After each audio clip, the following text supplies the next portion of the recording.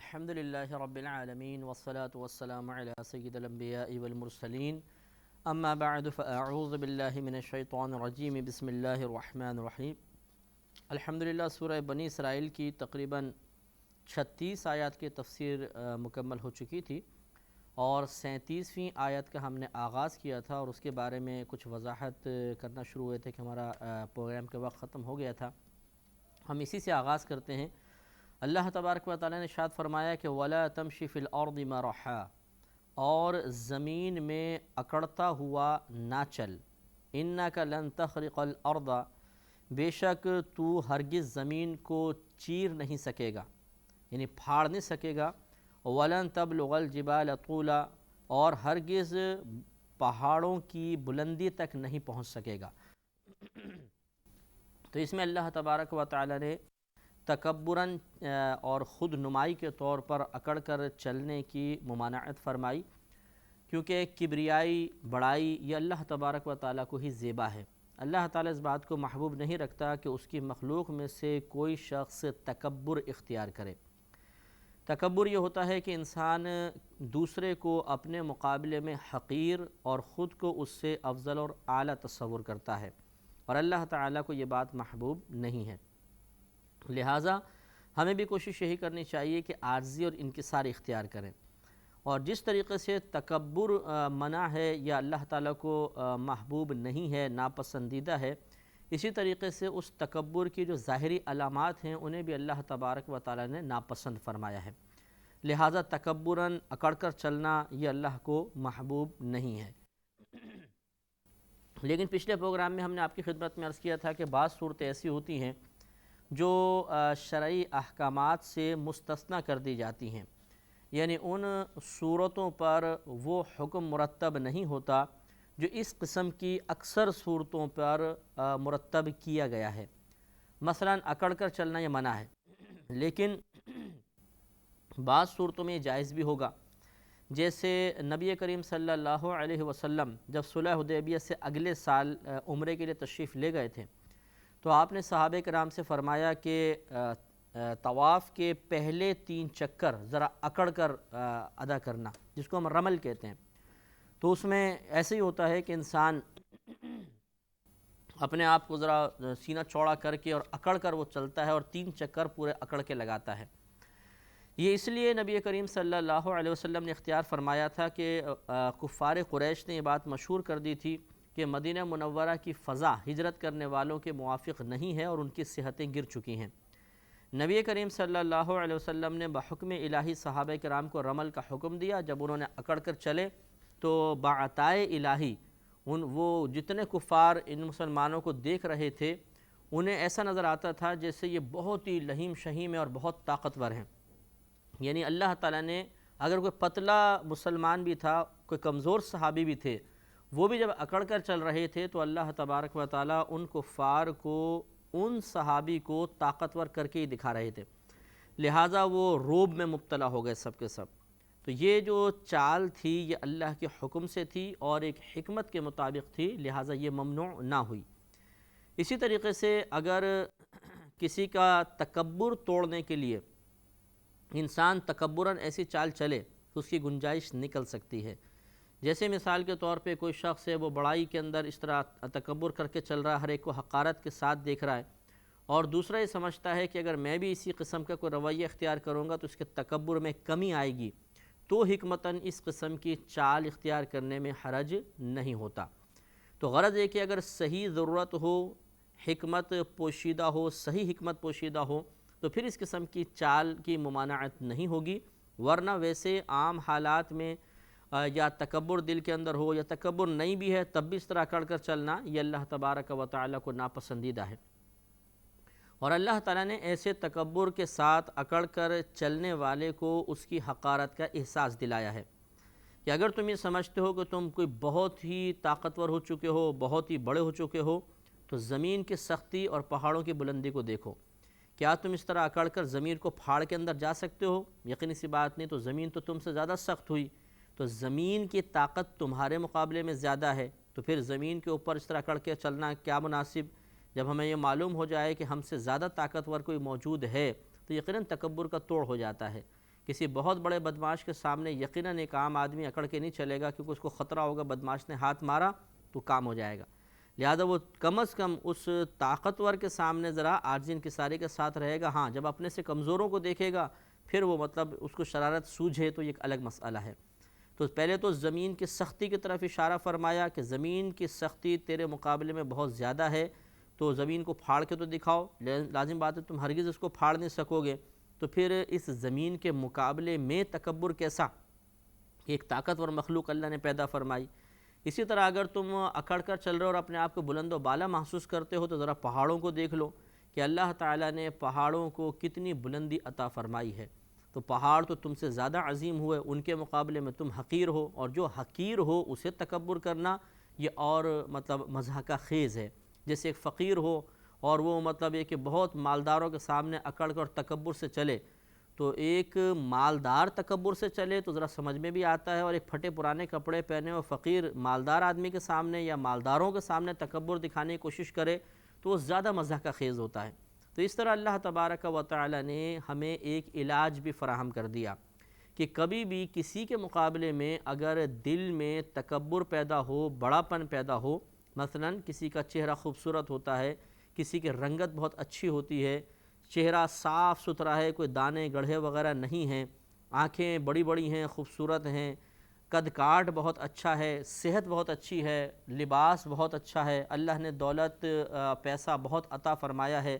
کار وغیرہ ہے، بنگلہ ہے، تعلیم بہت اچھی ہے، زبان میں بہت روانی ہے وغیرہ وغیرہ، جو ظاہری اچھی خوبیاں ہیں، اگر آدمی ان سے مزین ہوتا ہے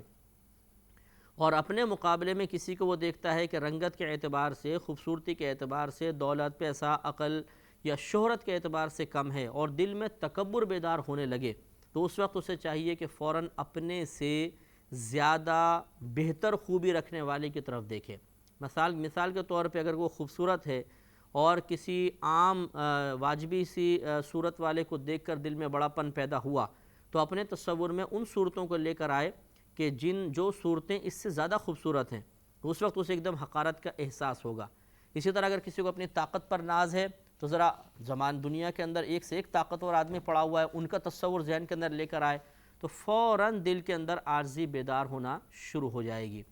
انسان جب اپنے سے اوپر والے کو دیکھنا چھوڑ دے اور اپنے سے نیچے والے کو دیکھے اسی وقت تکبر بیدار ہوتا ہے، لہذا اللہ تبارک و تعالیٰ نے بہترین علاج تجویز فرما دیا اور ہمیں اس کو اختیار کر کے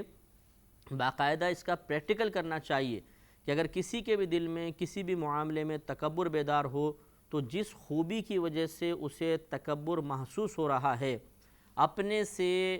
زیادہ جن کے پاس یہ خوبیاں موجود ہیں ان کے تصور ذہن میں لے کر آئے تو انشاءاللہ عز و جل یہ تکبر دور ہوگا۔ ارشاد فرمایا کہ کلو ذالک کانا سیئہ عند ربک مکروہا، یہ جو کچھ گزرا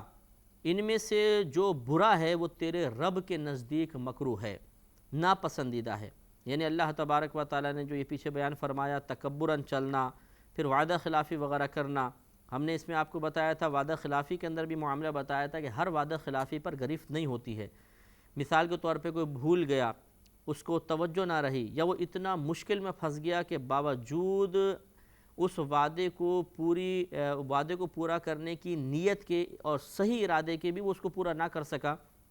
تو یہ مستثنیٰ صورت ہوتی ہے۔ اسی طرح تکبراً چلنا منع ہے، لیکن جب آدمی کے ساتھ کوئی شرعی عذر ہو یا حکمت اس میں کوئی پوشیدہ ہو تو یہ جائز بھی ہو جاتا ہے۔ لہذا یہ بڑا نفیس یہ کلام ہے، اللہ نے فرمایا کہ کلو ذالکا، یہ جو کچھ بیان ہوا کانا سیئہ، اس کا جو برا ہے، جس میں جتنا ہم نے بیان کیا اس میں سے برے جو پہلو نکلتے ہیں عند ربک مکروہا، وہ تیرے رب کے نزدیک ناپسندیدہ ہیں۔ گویا کہ اس میں اگر کوئی اچھی صورت ہو، مثال کے طور پر جیسے میں نے آپ کو بتایا کہ متکبر کے سامنے تکبر کا اظہار کرنا تاکہ اس کے تکبر کا توڑ ہو جائے، یہ اچھا ہے، تو پھر یہ اللہ تعالیٰ کے نزدیک ناپسندیدہ بھی نہیں ہوگا۔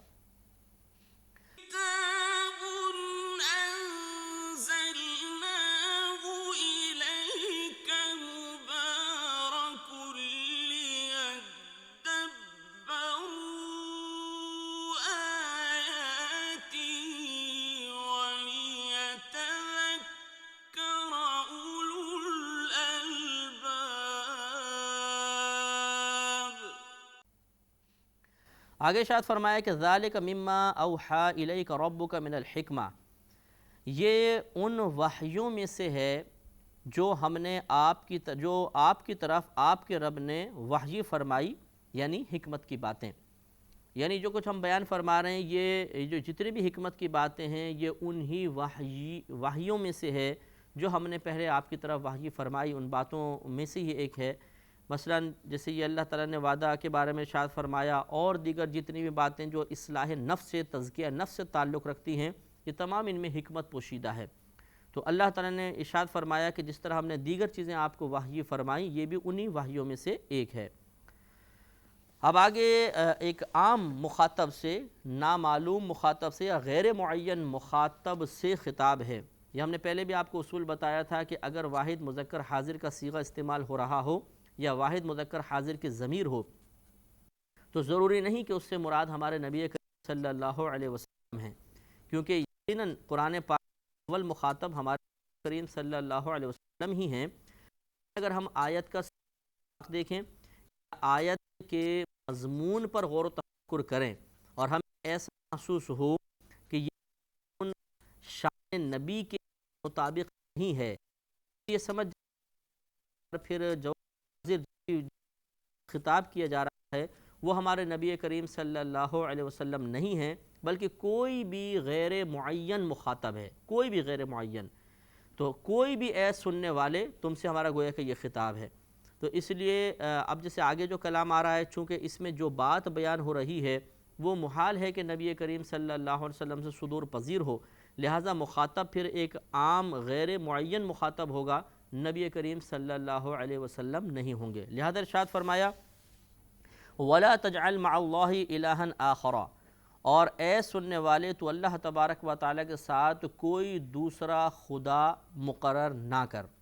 اب یقینی بات ہے کہ یہ نبی کریم سے خطاب کوئی ہوگا کہ اے نبی آپ اللہ کے ساتھ دوسرا کوئی خدا مقرر نہ کریں۔ معاذ اللہ، نبی کریم صلی اللہ علیہ وسلم کے بارے میں تو یہ تصور بھی نہیں کیا جا سکتا، لہٰذا آپ اس کے مخاطب نہیں ہوں گے۔ فَتُلْقَى فِي جَهَنَّمَ مَلُومًا مَدْحُورًا، اگر تم ایسا کرو گے فَتُلْقَى، تو تجھے ڈال دیا جائے گا، فی جہنم، جہنم میں، ملوماً، اس حال میں کہ تجھے ملامت کی جا رہی ہوگی، مدحوراً، اس حال میں کہ تجھے دھکے دیے جا رہے ہوں گے، یعنی تجھے اس حال میں ڈالا جائے گا کہ فرشتے تجھے ملامت کر رہے ہوں گے اور تجھے دھکے دے دے کر جہنم کے اندر پھینک دیا جائے گا۔ تو اس سے شرک کی قباحت بیان ہوئی کہ اگر کوئی اللہ تبارک و تعالیٰ کے ساتھ کسی اور کو عبادت کے لائق سمجھتا ہے تو پھر وہ جہنم میں ڈالا جائے گا اور اس کو ملامت کی جائے گی اور اس کو انتہائی ذلیل کر کے جہنم میں پھینکا جائے گا۔ لہذا ہمیں بھی کوشش کرنی چاہیے کہ ہر اس چیز سے بچنے کی کوشش کریں جو شرک کی طرف لے جاتی ہو یا اس میں شرک کا کوئی معنی موجود ہو، لیکن یہ بھی ضروری ہے کہ واقعی اس میں معنی موجود ہو۔ زبردستی کسی چیز کو شرک قرار دینا اور اس کے مرتکب کو پھر مشرک قرار دینا، یہ مطلب مسلمانوں میں صرف تنفر پیدا کرتا ہے، نفرت پیدا کرتا ہے، تشویش پیدا کرتا ہے اور بعض اوقات انہیں دین سے دور کرنے کا سبب بن جاتا ہے۔ جیسے کہ غیر اللہ سے امداد طلب کرنا، غیر اللہ سے مدد مانگنا ہمیشہ شرک نہیں ہوتا۔ اگر آپ کسی غیر سے، یعنی اللہ کے علاوہ کسی سے طلب امداد کر رہے ہوں اور اس نیت کے ساتھ کریں کہ یہ اللہ کی عطا کے بغیر بھی دینے پہ قادر ہے، اس کی اپنی ذاتی طور پہ مدد کر سکتا ہے، اللہ کی مدد کا یہ محتاج نہیں، تو پھر یہ کفر و شرک کے اندر جاتا ہے۔ اور اگر آپ کسی سے مدد طلب کر رہے ہیں اسے ایک وسیلہ سمجھ کر، ایک ذریعہ، ایک سبب سمجھ کر، اور آپ کا عقیدہ یہی ہے کہ دینے والی ذات اللہ تعالیٰ کی ہے، اگر وہ نہ دے تو یہ کچھ بھی نہیں دے سکتے، اگر وہ عطا کرے گا تو یہ دے سکتے ہیں، تو پھر اس میں شرک کا بالکل شائبہ نہیں رہتا۔ دنیا کے اندر ہم ہزارہ چیزوں کو اپنا ذریعہ اور سبب بناتے ہیں، ورنہ اگر ہم براہ راست اللہ تبارک و تعالیٰ سے چیزیں طلب کرنے کی طرف مائل ہو جائیں تو ہمارے کاروبار زندگی ختم ہو جائیں گے۔ یعنی اگر اس خوف کی وجہ سے کہ نہیں کسی سے ہم کچھ لیں گے تو یہ شرک کے اندر داخل ہو جائے گا، تو یقیناً پھر کاروبار زندگی رک جائے گا۔ آپ بزنس کرتے ہیں، اسے وسیلہ بناتے ہیں پیسہ کمانے کا، پھر پیسے کو وسیلہ بناتے ہیں نعمتیں خریدنے کا، نعمتوں کو وسیلہ بناتے ہیں اپنی زندگی کو باقی رکھنے کا، یعنی اس سے آپ کھانا خریدتے ہیں، پھر آپ آگ کے ذریعے اسے پکاتے ہیں، پکانے والے کی مدد بھی اس میں شامل ہوتی ہے، پھر اس کے اپنے ہاتھوں کی مدد سے اس کا لقمہ بناتے ہیں، پھر دانتوں کی مدد سے اس کو چباتے ہیں، پھر معدے کی مدد سے اس کو ہضم کر کے اپنی زندگی کی بقا کی جنگ لڑ رہے ہیں، تو آپ یہ خود بتائیے کہ اتنی ساری چیزوں سے طلب امداد یہ شرک کے زمرے میں کیوں نہیں آئے گی؟ تو اب ہم یہ کہیں گے نہیں جی یہ تو مطلب اب کیا کریں، اس کے بغیر تو گزارے نہیں ہیں. تو اس کا مطلب یہ ہوا کہ بعض چیزیں ایسی ہیں جس میں بظاہر اللہ کے غیر سے طلب امداد کا تصور پیدا ہوتا ہے لیکن وہ شرک کے تحت نہیں آتی ہیں. اس لیے ہر چیز کو شرک قرار دے دینا، اور یہ مطلب کسی بھی معاملے میں اگر انسان انوالو ہو، اس میں تھوڑا بھی مطلب شبہ پیدا ہوتا نظر آئے تو بغیر تحقیق کے اس کو شرک کہہ دینا، یہ دین کا حصہ نہیں ہے. یہ مطلب بدعت ہے کہ اس طریقے سے ہر مسلمان کو مشرک کہہ دیا جائے. آگے ارشاد فرمایا کہ افا اصفاکم ربکم بالبنین واتخذ من الملائکۃ اناثا.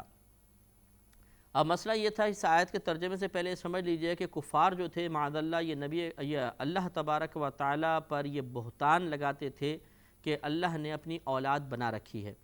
اور وہ فرشتوں کو اللہ کی اولاد کہتے تھے. یعنی ان کفار میں سے بعض، ہر ایک ایسا نہیں کہتا تھا، بعض کہتے تھے کہ جو فرشتے ہیں یہ اللہ کی اولاد ہیں، اور فرشتوں کو مؤنث قرار دیتے تھے. یہ کہتے تھے کہ اللہ کی بیٹیاں ہیں معاذ اللہ. تو پہلی بات تو یہ کہ اللہ کے لیے اولاد ثابت کرنا یہی قبیح تھا، اس لیے کہ مطلب اللہ تبارک و تعالی جو ہے اس نے اپنے بارے میں خود فرمایا کہ لیس کمثلہ شیء، لیس کمثلہ شیء، اللہ کی مثل کوئی شے نہیں ہے.